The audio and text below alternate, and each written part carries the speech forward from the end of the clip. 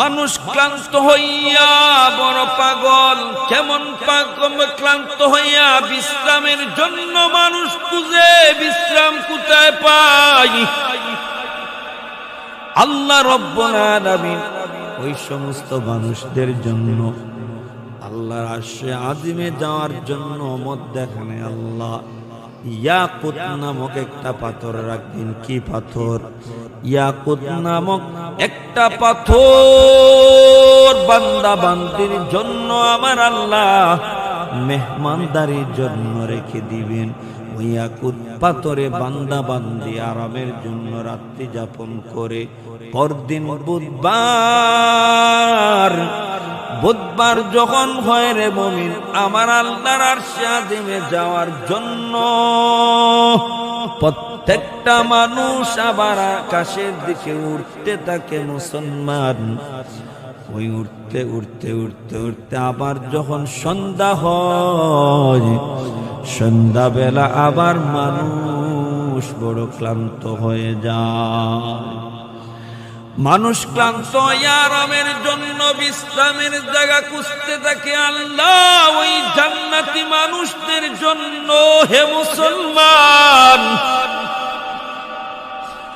আল্লাহ ওই আরশে আজিমের মধ্যখানে আমার বান্দাদের জন্য আল্লাহ লমলম নামক পাথর আল্লাহ রেখে দিয়েছেন, যাতে ওই লমলম নামক পাথরে বান্দা বান্দি রাত্রি যাপন করে তাদের ক্লান্ত যখন সেরে ফেলে। মুসলমান বুধবার গেল, বৃহস্পতিবার আবার মানুষগুলো আল্লাহর আরশে আজিমে যাওয়ার জন্য উঠতে থাকে।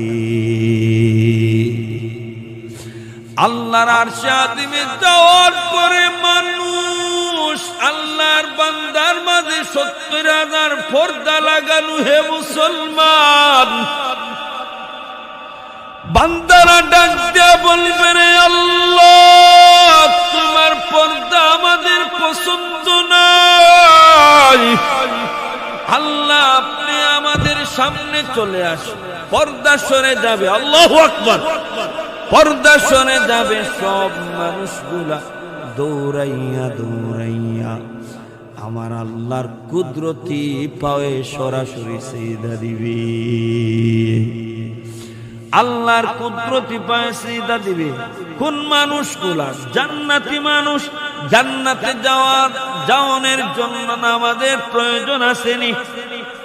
আওয়াজ দেন, নামাজ ছাড়া ব্যস্ত যাওয়া যাবে না।